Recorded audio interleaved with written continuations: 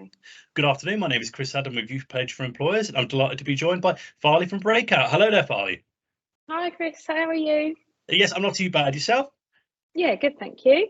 Good. Thank you for giving me your time to speak to me this afternoon.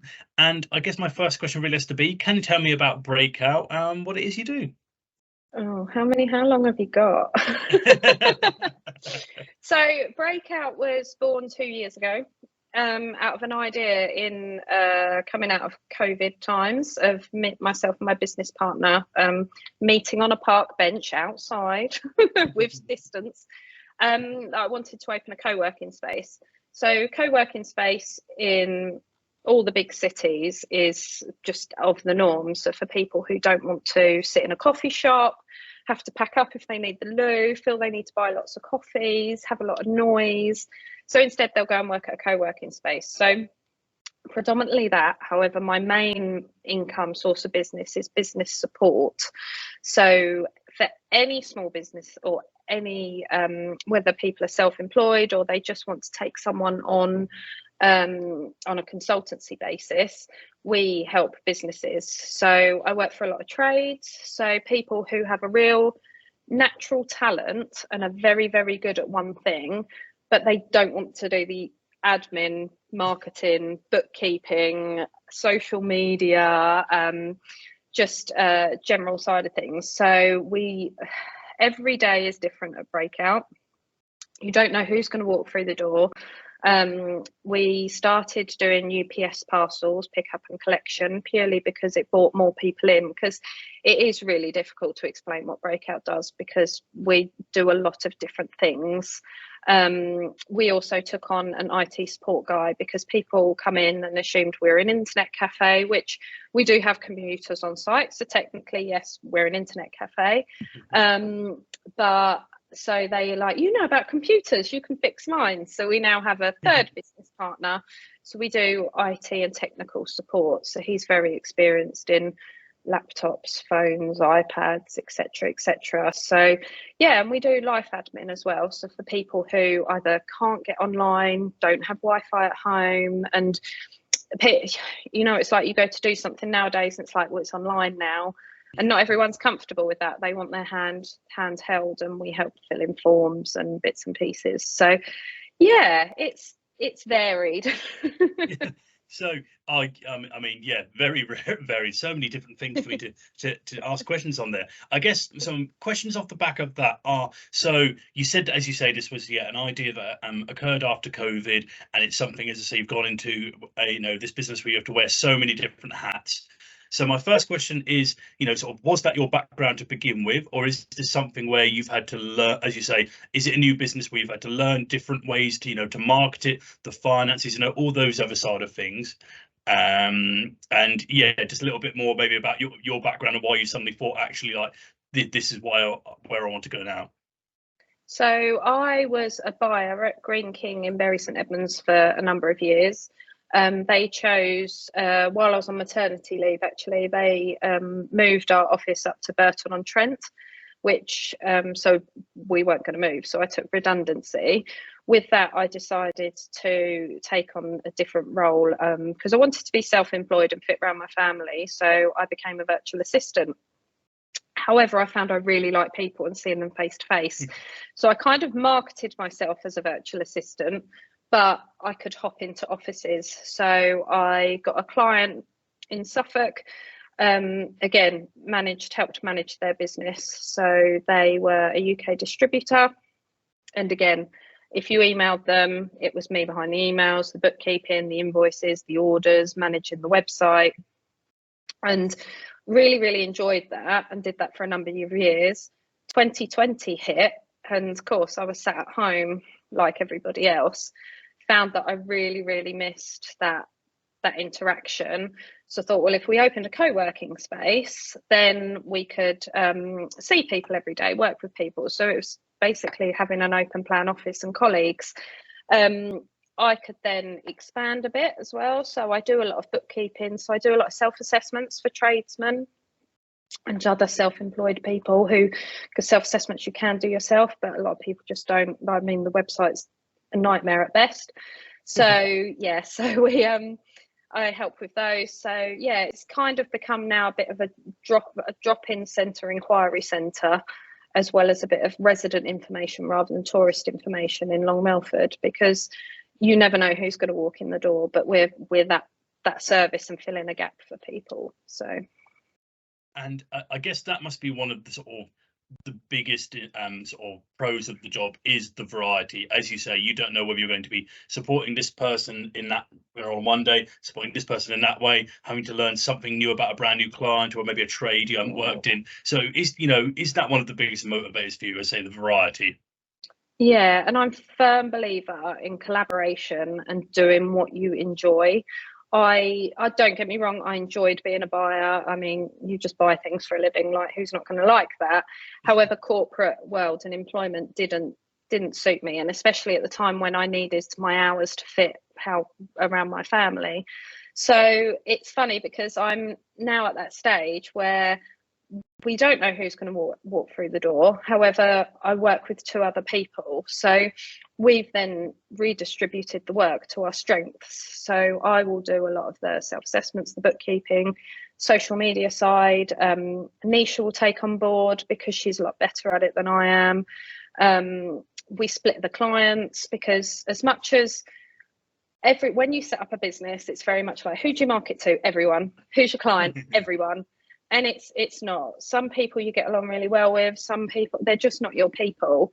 And rather than force that, what we do is I work with a local virtual assistant, I work with another marketing company, website company, IT, we work with a specialist Apple manufacturer as well. So we've got people we will refer clients to.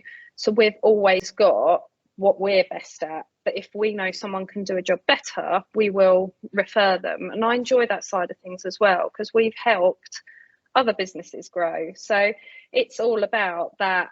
What I enjoy is the collaboration and helping everyone who's in a job they truly love and enjoy, and help them grow. They might not be as good as marketing, so I will shout them through the rooftops and help them with marketing. They might not enjoy doing their accounts. Well, you've got to do that, unfortunately. However, if we can take that stress and weight off their mind while they do what they love doing, then it's a massive bonus. And I'd say that's my biggest enjoyment from this. So I could definitely see, as you say, how sort of collaborating with different parties, helping people sort of go through their various business journeys. As I say, whether it's like, oh, you need some help with marketing, say, speak to this person, or you need help, you're really struggling with, as you say, the returns for that business. I can help with that. I could definitely see the reward in that. And you've probably partly answered this question as well, but it's one I always find interesting to ask people when they've sort of gone into a business which is sort of built upon their passion. They said they've gone into business for themselves, which is sort of, as Breakout has grown, as you've said there, like if challenges come up, you've maybe got people to refer to, or maybe you've built connections of people to refer to.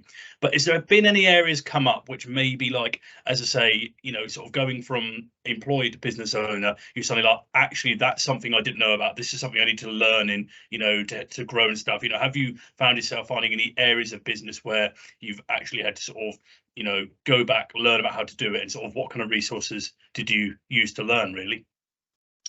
I'd say partly social media, because that's evolving all the time. So even when we first opened, it wasn't a big thing for businesses to be on TikTok. Now everyone wants to be on TikTok. So that's a whole new going back, learning the platform. Another one recently, I've had a client, they want to set up a Substack account.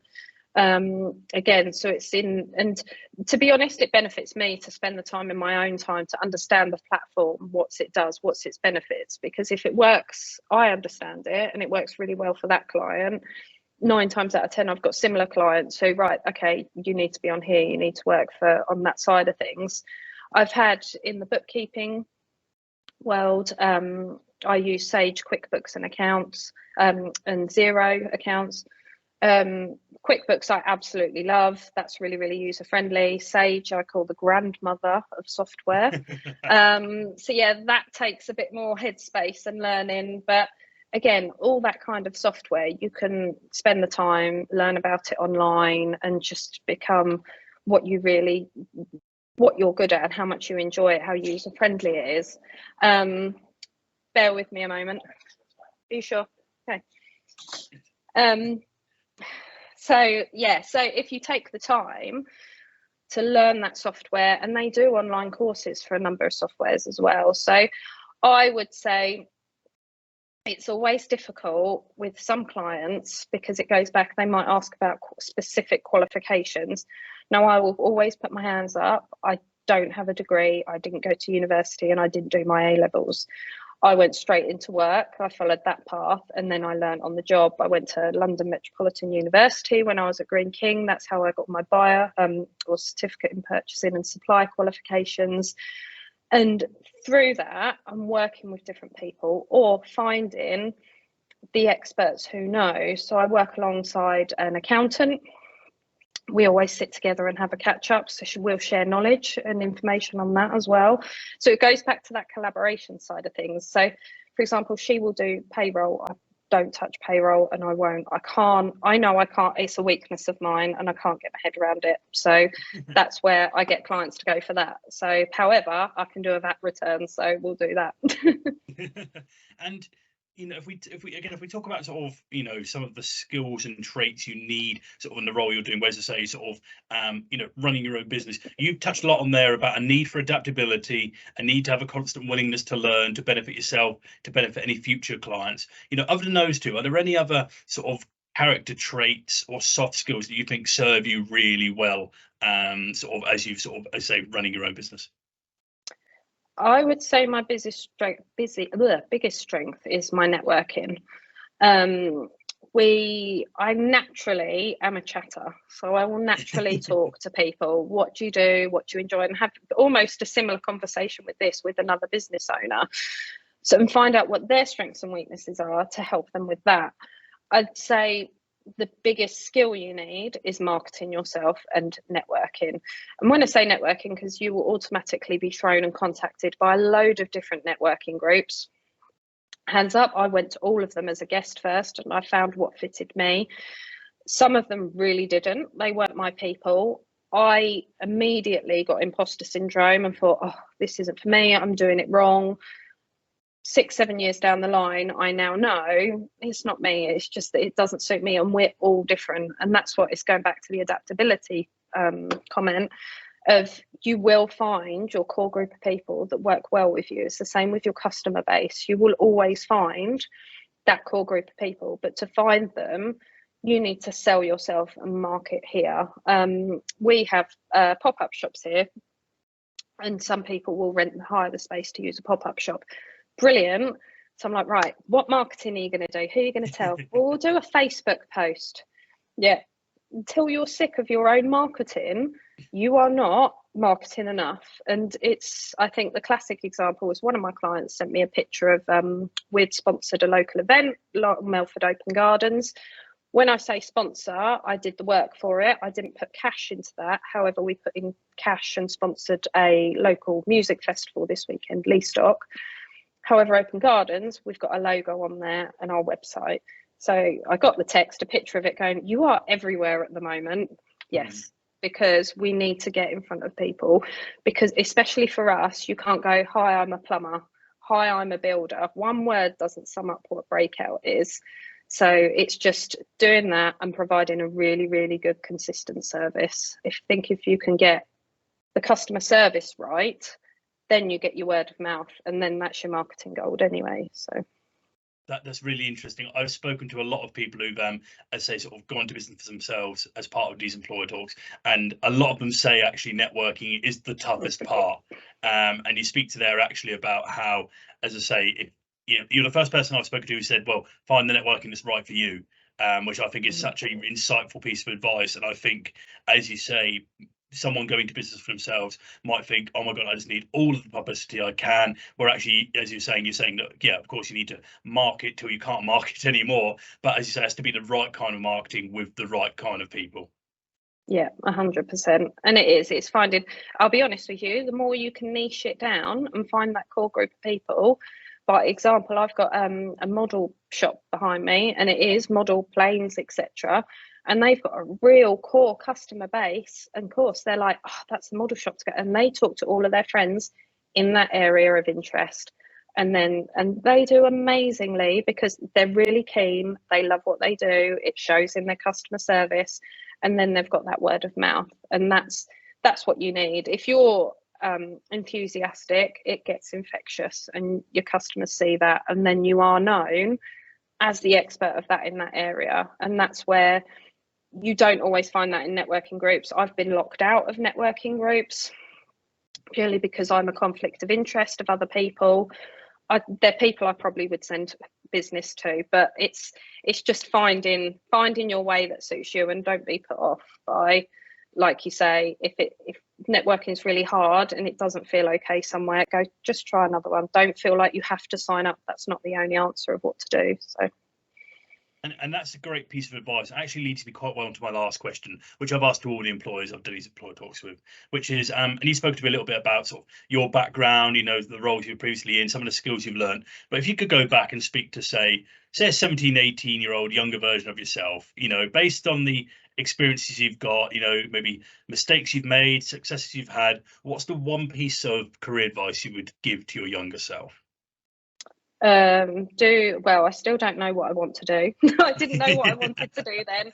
I think my biggest thing then was you felt like you had to be involved in sport, a vet, a doctor, a policeman, or there was like just these names.